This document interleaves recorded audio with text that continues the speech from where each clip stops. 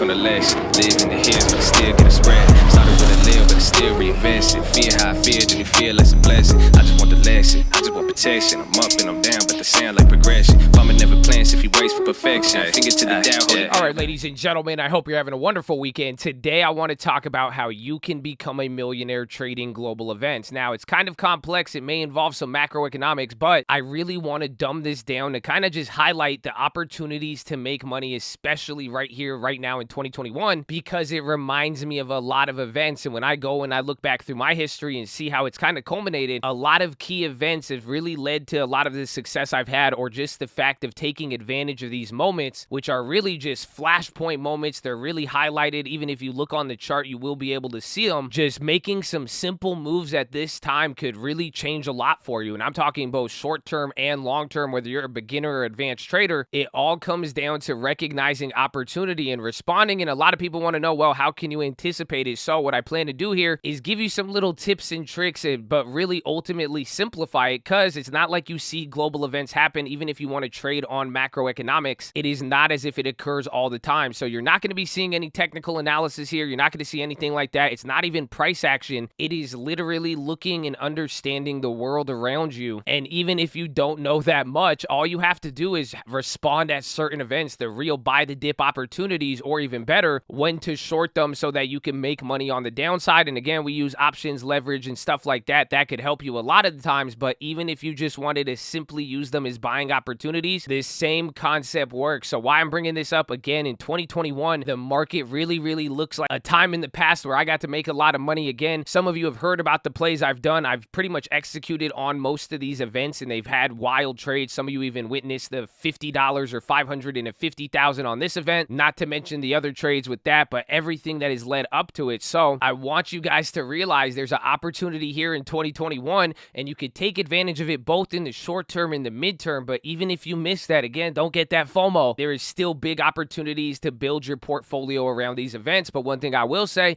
do not be too timid and always wait for it. And I am not a financial advisor. None of this is a recommendation. Option trading is extremely risky. You can't lose almost financial investment. Lose no financial advisor. Can show no purpose or anything every day. But let us get right into it. Drop your thumbs up on the video if you find this helpful. And if you don't know, we are live Monday through Friday, 30 minutes before open on our live streaming channel, youtube.com/thestockmarket. Every single day you can watch me trade, and especially when the world goes crazy, you'll probably see it active and you'll see what we do during those moments. But let me take you through a couple of the events here. Here's the S&P 500. This is a 5-year chart. We will zoom in. We'll bring it back to the 10-year. Again, this was the infamous financial crisis, or actually following the financial crisis, 2008, all that. If you really want to see what I'm talking about, when you pull up the chart, it makes that great financial crisis look small, but there was a lot. That was one big event. Then there was a lot of events in between, but where I'm really going to start it from is 2014 to 2015. So pretty much in the last 5 or 6 years, the opportunities created through these, just responding at each of these moments and using them to not only short the market, but to have buying opportunities, it has been extremely profitable for me. And some of you, if you've been with the channel for a while, you've got to really start experiencing it since then, and you could kind of understand the power of what I'm talking about here. But let us zoom in here to 2014. This is where it's all going to start. I'm going to bring it 2014, kind of midway 2016. And this is why I think it's important, because I believe the market we're in 2021 right now reminds me of 2015, a little bit of 2016, but this is where the drama really starts happening. Right here is October 2014. And this was the first time that oil really fell off and dropped in value. So you could see here with the S&P, all of a sudden it goes from 201 down to 182. And this was in the span of like a month or so, but that's a 10% move. Even at the time, the market wasn't that volatile. Again, you saw when the chart was widened out. So this was a pretty big move, and then it bounced right back up. It created more volatility, and then you're seeing these choppy events. Some of you have seen that this year and did not like it. And that's one of those factors to notice. After one event happens, the market can brush it off very quickly, but also at times it will kind of stay in a funk until something else happens. And now I will summarize a lot of this at the end of the video, but the key you want to understand here is definitely time. But what happened here, some of you have already seen me talk about this, but that 2014 event, it was started because oil started to plummet. At one point in 2014, oil was at $103, and then by that end of 2014, again from October to January, oil dropped down to as low as $45. That was a big event. And then you could kind of even see how it continues. This is a global factor, and this is what a lot of people ignore sometimes in the stock market. If oil, commodities, stuff that's used everyday life and is a big part of global trade, this has an effect on all level of finances and finance finances in general. And that's where you saw one event, it led to the bounce up. And when you compare the chart to oil, actually oil started dropping. So sometimes, or most of the time, other assets and other things will happen in the world. Then it finally affects the stock market. But then you saw oil was still dropping until here, the end of the year, but the market was able to bounce back up. And that's where something, you don't ever underestimate the resiliency of the market, but this is one of those opportunities. So that's October 2014. You get a little bit of choppiness in the beginning of the year, and then the market starts melting up back towards all-time highs. There was a lot of random political stuff here and there with 2015, but nothing too crazy. And as you see, the market kept going up. And at this point, you have to realize, some of you may not have been trading, but if you really do want to pull this back out and you start seeing 2015, this was all-time highs. This is what everybody was looking at. You have to really put it into context here. You see where the market's now, but this is why I'm saying, you could kind of compare it to the day and age that we're in now, because take a look, bring that all the way up until 2015. This is how that chart would have looked. So here was that oil event. Oil started falling off. It had all of that. The market bounced, and then it slowly started to melt up towards all-time highs. And then it spent a couple of months, almost half the year, just bouncing around, holding a really elevated level, hit an all-time high, bounce around, hit an all-time high, chill out a little bit, and then that brings us here into 2015. So about 10 months later, you start to get a really big drop, and now this was a huge drop, and this is one where I made a lot of money on, and this one was very, very telegraphed, but this all had to do with global economics, but this was the flash crash. So as you see, I've changed the range so you can see how we've recovered since then, but then what started to occur here, this one was one of the easiest, because the S&P dropped from 209 all the way down to 181, but this happened in 3 days. This is actually the literal definition of a flash crash. You could even see in 2018, we saw a big move, but this gave up a lot of the gains and it brought the market down a lot at the time, but this was one of those global events, and this is the first time we saw China actually weaken. And what that means is both in two senses. The Chinese economy was slowing down, but then the Chinese government decided to float their currency, or at least weaken their currency, and that is a sign of an economic slowdown. And this is one of those next factors I'm going to talk to you about, because I'm sure as we get through all of these events and you'll see how much we discuss currency, or you see what's going on in the world, or some people will ask, hey, how do I find out what's going on with the world? How do you find these global events? A lot of time it's reflected through global currency, because most of the time it's controlled by institutions and countries. This is why I do not trade Forex, but I use currency, foreign exchange. If you don't know, Forex literally stands for foreign exchange. Forex is not just like a market. It's not like the NASDAQ or NYSE. It's just a abbreviation of foreign exchange. So if you could understand currency prices, or quite simply to dumb it down, if you ever see a historical or large move, that is a huge warning sign. And that's what happened here in 2015. This was the first time that China decided to weaken their currency. In the last 20 years, they never weakened it, and then all of a sudden they did. And the best part is, you could see the market started dropping here on August 21st, but they weakened it on August 11th. So you actually could have responded to this. You almost had like a 2-week lag time. And even then, if you also wanted to look at it, not only did China weaken their currency 3 days prior, and even that week before you saw the United States market flash crash, this was the Chinese S&P 500, the Shanghai Composite. It was already actually down from 5,000 to that August, or right before there, to 3,500. So you literally saw, so at that moment, there was another global economy that was already down 50%, while the S&P 500 was hanging out at all-time highs. And then all of a sudden, China weakened their currency, and this was the first time they did it in 20 years. And you could see their currency was pretty stable, and all of a sudden, this big candle shoots up, the drama starts, everything happens, and then again, it usually occurs like this. You get the drop, comes back up, things get a little bit shaky, it hit another low, then it eventually bounces back up. But now what happened? You bring it back into 2016, the same thing happened, and then the market dropped again, and that really had to do again with the Chinese currency fluctuating again, and it was the same issue as before. And that's one thing you will also notice, a lot of these global events are connected. You saw oil in 2014, played a little bit in 2015, and sure enough, it came right back to haunt you in 2016, and then even 2018 as well too. And that's what happened here with China. So I even have a video on this channel. You could see how we made $30,000 on this event, and that was just off of one trade. And that's what's one thing you'll notice with all of these. In the midst of all of these,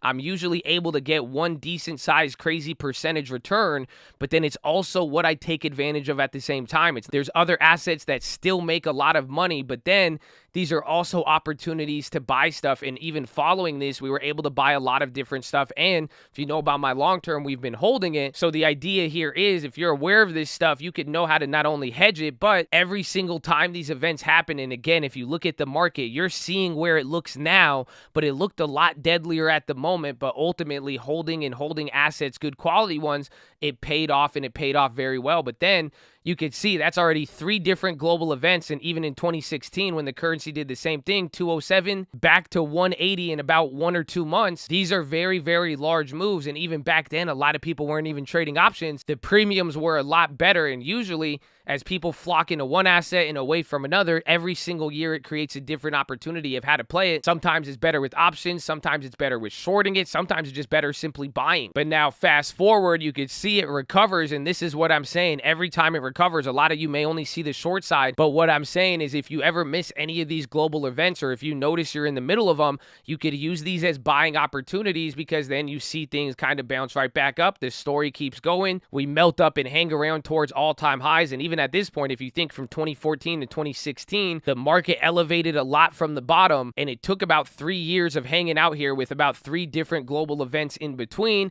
Then we kind of keep going, we start melting up, and then boom, you don't see it as much here, and that's because we're widened out on the chart. But this was a big move. Essentially, you went from 210 on the SPY to 199, and that's another 10% move in 3 days. 10% in 3 days is huge. And what really happened here, this was Brexit. So again, another global event. This was an opportunity to not only make money on the short side, buying the dip and then holding it from there. If you know options, it messes the premiums and all that. But even the effect this had on real estate in Europe, even London, overnight prices were fluctuating. And even for the next few months, you were able to scoop up property dirt cheap in Europe. And some of those have already doubled or even tripled in value just from 2016. So you may have not known Brexit at the time. Maybe you didn't know the implications. But back to our favorite indicator, the currency, you can see here, this was 2008 on the pound. It had a massive drop, but leading into 2016, even since the oil stuff started happening, you started seeing big fluctuations with currency. And then you start coming in here May, June 2016. As Brexit was occurring, you saw the lead into it. It really started to sell off. And then by the end of Brexit, the currency has dropped to the low of 1985, which was actually pretty important. Even if you looked at the euro, it would have reflected the same thing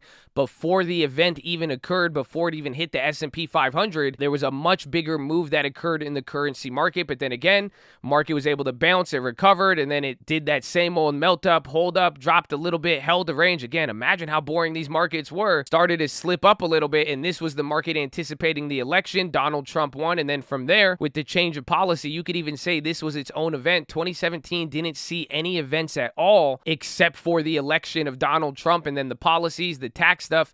This was before he started talking trade war and everything else. The market really did melt up, and at that point, if you really thought it was overvalued in 2015, you were really getting pissed off right here. So then we now bring it into a little bit more of the modern times now. Let's zoom in again. Let's see 2018 till now. So again, you saw how big that 2018 thing looked, and again, you just kept melting up, and this is where now valuations and everything was getting aggressive. The market got resiliency from the oil situation. Even oil wasn't doing that good, and it wasn't as if oil was actually going negative, but it's actually interesting, and you'll see how it all relates to each other. By that point, coming into 2018, you pretty much were seeing oil get to the same level right before it started dropping, leading into that flash crash in 2015. And then you could kind of see the blip there in 2018. But then also at the same time, 2018, you had Bitcoin and a lot of stuff, and there was getting a little bit more speculation, a lot of the big name companies. And again, from 2015, those were the opportunities. I bought Amazon and other companies as well too. A lot of those, the earnings, things were very inflated. It was earnings after earnings, things were doing good. And this was kind of a weird global event where, again, currencies and other stuff started playing around. The market dropped from 287 down to 250, and this was in like a 3 or 4 day period, led to another back and forth, and eventually started to stagnate and then melt up. And then this is what brings us into the 2018 repo crisis. And then this one was pretty big.